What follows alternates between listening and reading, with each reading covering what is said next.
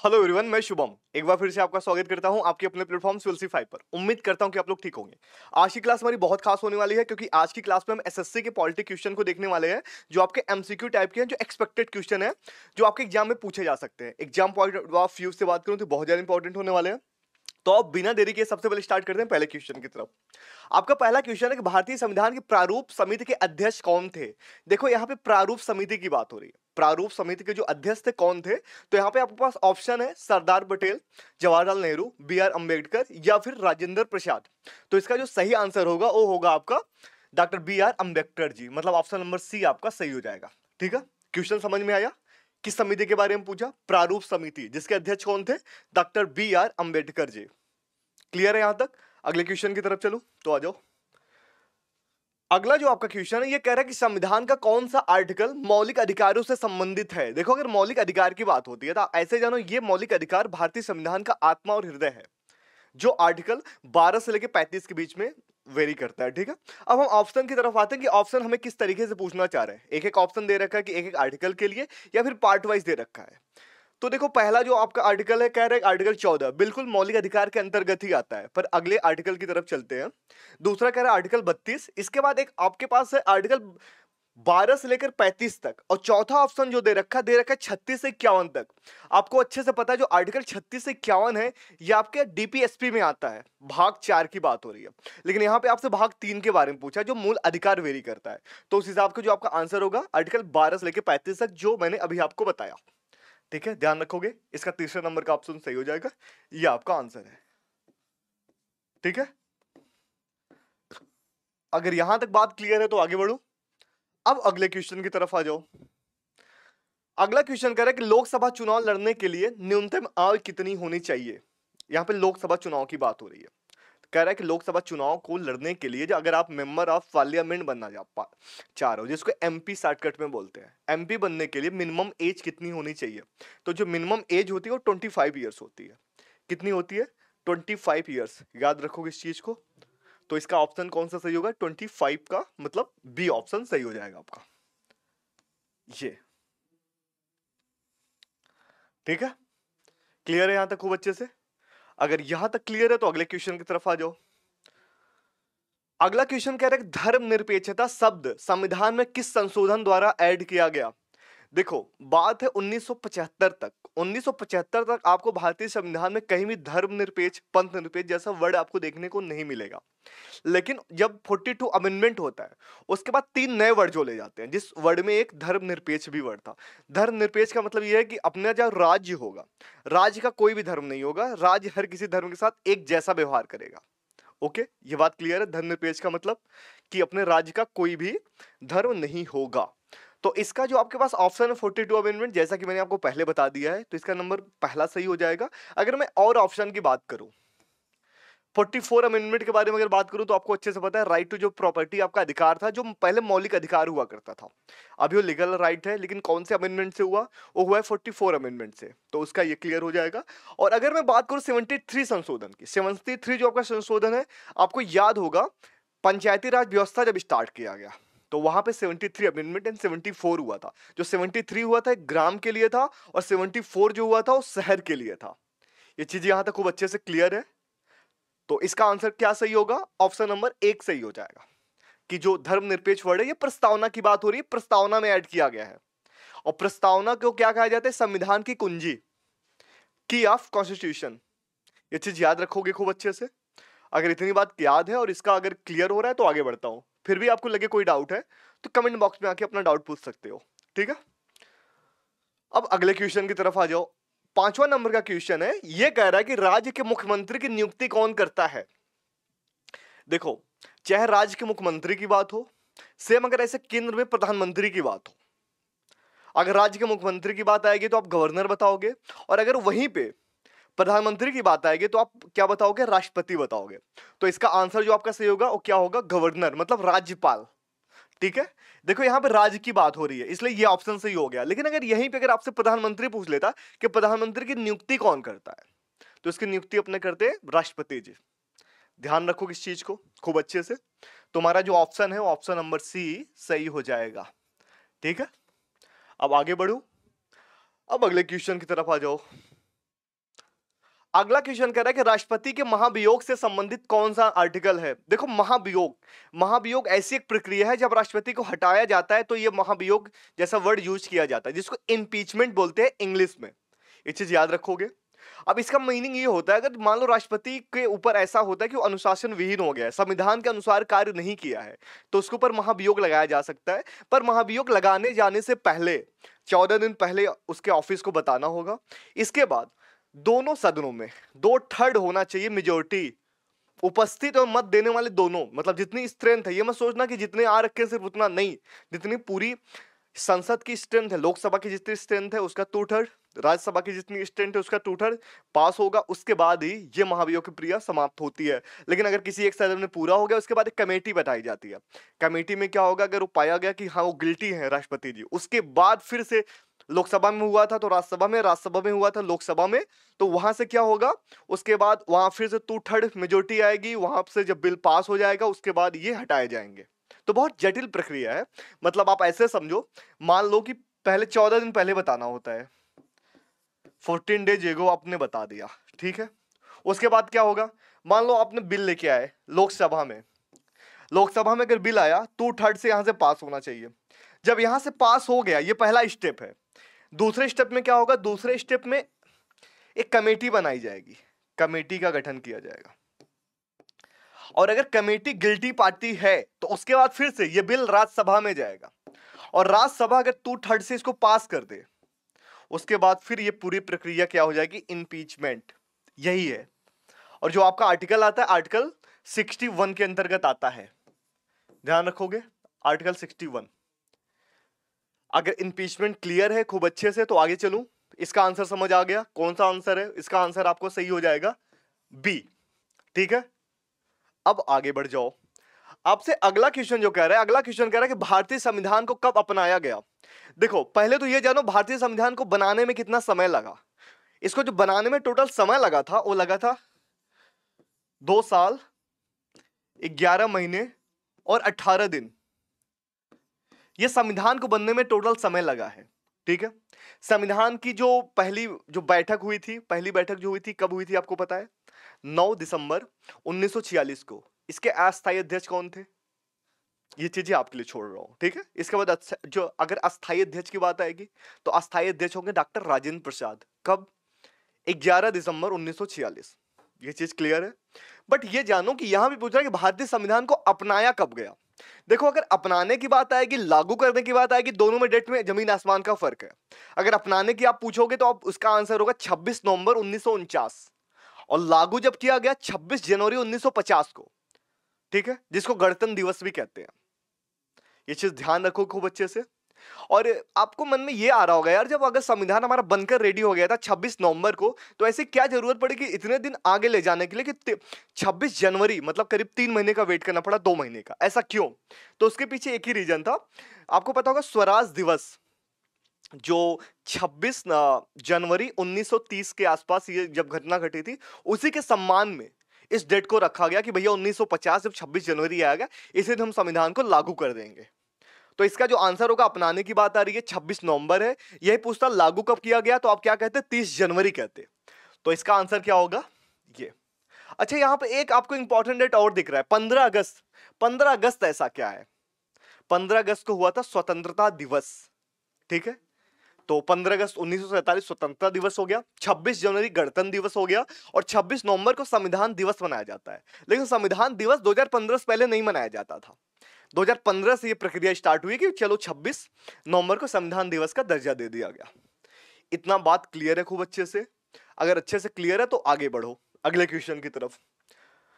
अगला क्वेश्चन कह रहा है कि राज्य के नीति निर्देशक तत्व संविधान के किस भाग में है। देखो यहां पे डीपीएसपी की बात हो रही है, मतलब ये कह रहा है कि डीपीएसपी कौन से पार्ट में है। पहले तो आप ये जानो कितने भाग हैं संविधान में, टोटल 22 भाग हैं संविधान में, टोटल 22 पार्ट है, ठीक है। ये भाग 22 भाग हो गए। अब यहां पे आप ऑप्शन वाइज समझो। भाग 3 में अगर मैंने आपको बताया था कि फंडामेंटल राइट है, फंडामेंटल राइट। भाग 4 में क्या है, भाग 4 अभी रुक जाओ, भाग 2 में आ जाओ, ये सिटीजनशिप है, सिटीजनशिप। ठीक है, अगर ये क्लियर है तो भाग 5 आपको पता होगा यूनियन से संबंधित है, संघ सरकार। तो जो भाग 4 है ये डीपीएसपी है, ध्यान रखोगे। और अगर भाग 4 का क्या अगर आपसे पूछा जाए क्या है, तो आप बताओगे मौलिक कर्तव्य है। ये कब जोड़ा गया? स्वर्ण सिंह समिति जब बनी थी उनके रिकमेंडेशन पे 42 अमेंडमेंट हुआ था। कब हुआ? 1976 में, उसके बाद ये जोड़ा गया। लेकिन यहां पे आपके क्वेश्चन पूछा हुआ कि डीपीएसपी किस पार्ट में है, तो आप बताओगे पार्ट 4 में है। ध्यान रखोगे इस चीज को अच्छे से। अगर इतनी चीज क्लियर है, ये ऑप्शन आपको क्लियर हो रहा है कि इसका दूसरा नंबर का 20 का आंसर है, तो फिर आगे आ जाओ। ठीक है, अब अगले क्वेश्चन की तरफ आ जाओ। अगला क्वेश्चन क्या करे? अगला क्वेश्चन करे कि भारतीय संविधान में कितने प्रकार के रिट हैं। रिट का मतलब क्या होता है, पहले ये जानो।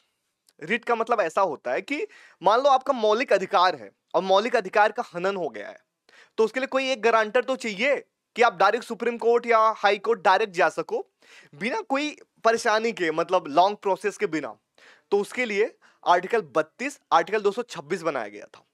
तो वही रिट की बात हो रही है। यहां पर रिट का स्पेलिंग डब्ल्यू से स्टार्ट होता है, यह ध्यान रखना। ठीक है, WRIT। और ये कितने प्रकार के हैं? 5 प्रकार के हैं। ठीक है, और किस आर्टिकल में आते हैं? ये आर्टिकल 2 इसके हैं। अगर मैं बात करूं कि सुप्रीम कोर्ट के लिए, और यहां पे बात करूं अगर मैं हाई कोर्ट के लिए, तो सुप्रीम कोर्ट के लिए जो आर्टिकल होगा ये होगा आर्टिकल 32। और अगर मैं हाई कोर्ट की बात करूं तो 226। ये ध्यान रखोगे। अगर इतना चीज खूब अच्छे से क्लियर है और इसका ऑप्शन समझ में आ गया कि अगर इसका सी नंबर का ऑप्शन सही है, तो फिर आगे बढ़ो अगले क्वेश्चन की तरफ। देखो, ये सारे जो आपके 30 क्वेश्चन है, ये एक तरीके से आप समझो कि आपके सबके जितने टॉपिक पढ़ रखे हैं, जो इंपॉर्टेंट टॉपिक है इंडियन पॉलिटी के, आपके रिवीजन हो जाएंगे। साथ में आपको ये भी देखने को मिलेगा कि यहां से कैसे क्वेश्चन पूछे जा सकते हैं। तो इसीलिए कह रहा हूं कि एग्जैक्ट है, ये एक्सपेक्टेड नहीं कि ऐसे क्वेश्चन बनेंगे ही बनेंगे। ठीक है, अब अगले क्वेश्चन की तरफ आ जाओ। ये कह रहा है कि 370 हटने से पहले जम्मू कश्मीर को विशेष दर्जा किस अनुच्छेद ने दिया था? अब देखो यार, ये डायरेक्ट क्वेश्चन भी वही है और आंसर भी दे रखा है। तो सिंपल सी बात है, 370 इसका आर्टिकल है, तो इसमें कहने की बात ही नहीं है। लेकिन अगर मैं और ऑप्शन की बात करूं, 356 आर्टिकल किसके अंतर्गत आता है? जो 356 नंबर का आर्टिकल ये आता है प्रेसिडेंट रूल, राष्ट्रपति शासन। ठीक है, ये ध्यान रखोगे। 368 क्या है? संविधान संशोधन से रिलेटेड है। और 371 क्या है? कुछ विशेष इसमें राज्य दिए गए हैं जिनको एक विशेष उपबंध या दर्जा दिया गया है, उनके प्रावधान के लिए आर्टिकल है। ठीक है, यहां पे जे तक है, 371 के जे तक। इतना चीज क्लियर है। तो इसका ऑप्शन क्या सही हो जाएगा? क्वेश्चन में दे रखा था तो आंसर बी नंबर का इसका सही है। अगर मैं आर्टिकल 356 की बात करूं तो मैंने क्या बताया? प्रेसिडेंट रूल होगा। और अगर आर्टिकल 368 की बात करूं तो ये क्या है? अमेंडमेंट, संशोधन। संशोधन भी 2 या 3 प्रकार के जो मैंने आपको बता रखे हैं, फिर से इसको जाके देख लेना, टोटल 3 प्रकार के हैं। ठीक है, इतना ध्यान रखोगे। अब आगे आ जाओ। अगला क्वेश्चन कह रहा है कि लोकसभा की अधिकतम सदस्य संख्या कितनी हो सकती है? देखो यार, इसमें ना थोड़ा सा विवाद है इस क्वेश्चन के आंसर को लेकर के। 550 भी है, 552 भी है। अब आपके मन में आ रहा होगा सर 550 आप कैसे बोल सकते हो? तो 550 ऐसे बोल सकता हूं कि जो इंग्लो इंडियन वाला जो राष्ट्रपति मनोनीत करता था, 104 नंबर का संविधान संशोधन हुआ, उन दोनों सदस्य को अब नहीं मनोनीत किया जाएगा। तो इस तरह तो 550 की हुई, हालांकि इसका आंसर 552 होगा। ठीक है, ध्यान रखोगे ये। तो इसका आंसर समझ में आया? अगर इतना बात क्लियर है तो आगे चलूं, आ जाओ। अब अगला क्वेश्चन कह रहा है कि संविधान का रक्षक किसे कहा गया है? Guardian of constitution. सब मतलब रक्षा का मतलब ऐसे समझो कि अगर संविधान का हनन हो रहा है, कुछ ऐसे कानून बनाए जा रहे हैं जो संविधान के अनुरूप नहीं है, उसके प्रतिकूल हैं, तो ऐसे केस में कौन स्टेप आगे लेके आएगा कि नहीं ये गलत हो रहा है, ये संविधान के अनुसार नहीं हो रहा है, और उसकी बात मानेगा कौन? कौन है इसका गार्डियन? तो इसका गार्डियन जो है वो है सुप्रीम कोर्ट। हमेशा ध्यान रखना, सुप्रीम कोर्ट क्यों माना गया है संविधान का रक्षक। ठीक है, ये ध्यान रखोगे खूब अच्छे से। ये आपका सुप्रीम कोर्ट। ठीक है, अब अगले क्वेश्चन की तरफ आ जाओ। अगला क्वेश्चन कह रहा है कि संविधान की कौन सी अनुसूची भाषाओं से संबंधित है? देखो, अगर भाषा की बात आएगी तो आपको पता है कि जो 8वीं अनुसूची है उसमें टोटल 22 भाषाएं हैं। तो इसका ऑप्शन कौन सा सही हो जाएगा? जिसमें होगा 8वीं अनुसूची, मतलब तीसरे नंबर का। ये आपका आंसर है। अगर मैं सातवीं अनुसूची की बात करूं, जो इसमें मेन लग रहा है, सातवीं अनुसूची का मतलब क्या है, इसमें दे रखा है, इसमें सूचियों विषय दे रखे हैं, केंद्र सूची के विषय दे रखे हैं, राज्य सूची का विषय दे रखा है, समवर्ती सूची का विषय दे रखा है। इतना चीज ध्यान रखोगे। और रही बात सारी अनुसूचियों के बारे में, तो मैंने पहले इसका अलग से लेक्चर ले रखा है, जिसमें मैं 1 से लेके 12 तक के सारे अनुसूची के बारे में बता रखा है कि 1 में क्या है, 2 में क्या है, 3 में क्या है, 4 में क्या है।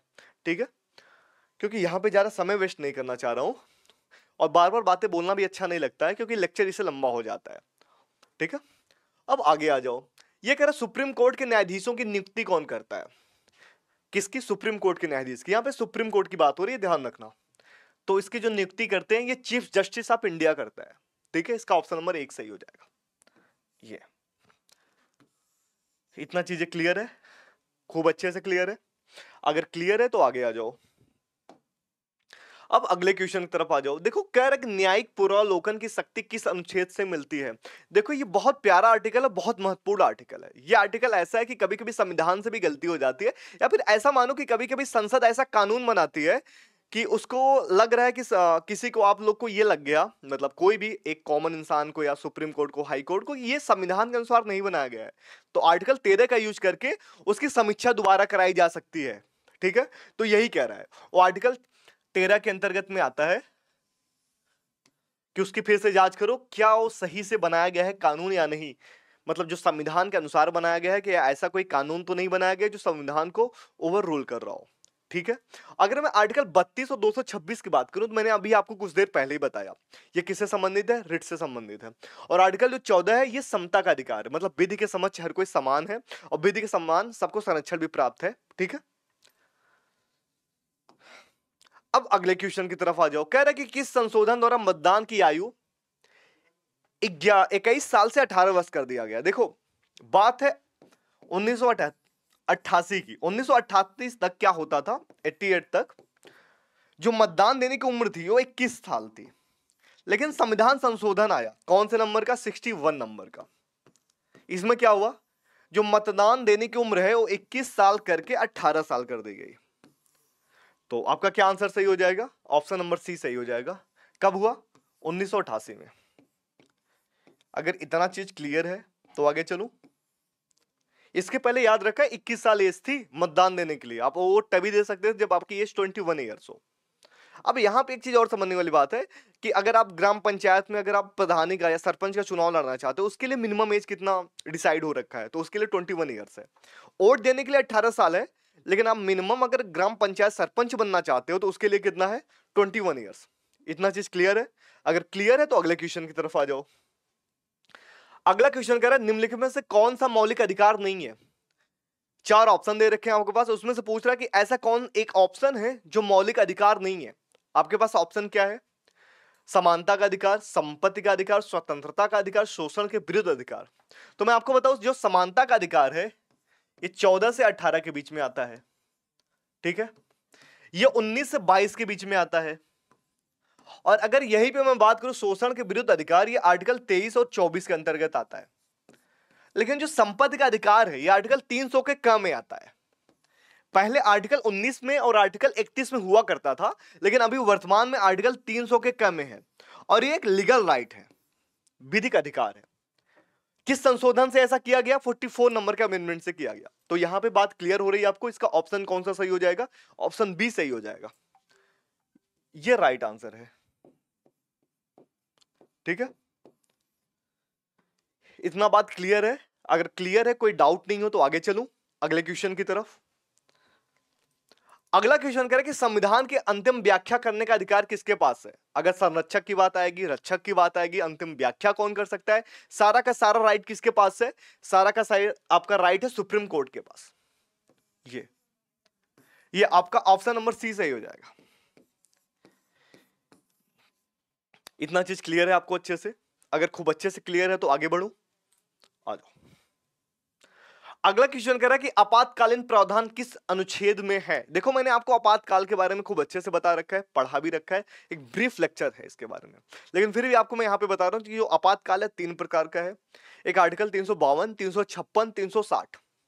अगर मैं तीनों प्रकार के बारे में आपको बताना चाहूं, अगर मैं गलत नहीं हूं तो, अगर आपको याद होगा, एक है आर्टिकल 352, एक है आर्टिकल 356 और एक है आर्टिकल 360। ये आपका है राष्ट्रीय आपातकाल, ये आपका है राष्ट्रपति शासन, ये आपका है वित्तीय आपातकाल। ये आज तक एक भी बार नहीं लगा है। ये 140 से प्लस बार लग चुका है और ये 3 बार लगा है। अभी आपसे क्वेश्चन में पूछेगा कि राष्ट्रीय आपातकाल भारत में कितने प्रकार का, कितनी बार लग चुका है और कब कब लगा है, मैं आपको भी बताऊंगा। हालांकि जो इसका आंसर है, इसका आंसर जो आपका सही होगा ऑप्शन नंबर 1 सही हो जाएगा। ठीक है। आर्टिकल 370 के बारे में मैंने बताया, ये जम्मू कश्मीर के बारे में था जो अभी नहीं है, तो इसका कोई मतलब नहीं था ऑप्शन का। अगर मैं आर्टिकल 14 से 18 बताऊं तो ये समता का अधिकार था, तो इसका भी कोई मतलब नहीं था। 32 से 35 का कोई मतलब नहीं था, मैंने आपको बता रखा था पहले भी। हालांकि यहां आपको क्लियर हो गया होगा कि 352 से 360 के बीच में ये वेरी करता है। इतनी बात क्लियर है? अगर इतनी बात क्लियर है तो आगे आ जाओ। कह रहा है कि भारत में अब तक कितनी बार राष्ट्रीय आपातकाल लगाया गया है। मैंने क्या बोला, अभी आगे क्वेश्चन आएगा, तो 3 बार लगाया गया है। कब लगाया गया है? एक लगाया गया 1962 में, 1971 में और एक बार लगाया गया है 1975 में। इतनी चीज क्लियर है? ये 3 बार। ठीक है। ये इसमें क्या था, जब इंडिया वर्सेस चाइना का वार था। इसमें क्या था, इंडिया वर्सेस पाक का वार था। और इसमें इंटरनल डिस्टरबेंस की बात आई थी, इंटरनल डिस्टरबेंस। खूब अच्छे से क्लियर है? जो मैंने क्या बोला फिर से समझो अगर ये समझ नहीं आ रहा है। जब 1962 में पहली बार लगा था, जब भारत और चाइना के बीच युद्ध हुआ था। 1971 में दूसरी बार लगा, जब भारत और पाकिस्तान के बीच में युद्ध हुआ। और तीसरी बार क्या लगा, आंतरिक गड़बड़ी के आधार पर लगा दिया था अपने पीएम इंदिरा जी ने। कब? 1975 में। खूब अच्छे से यहां तक क्लियर है?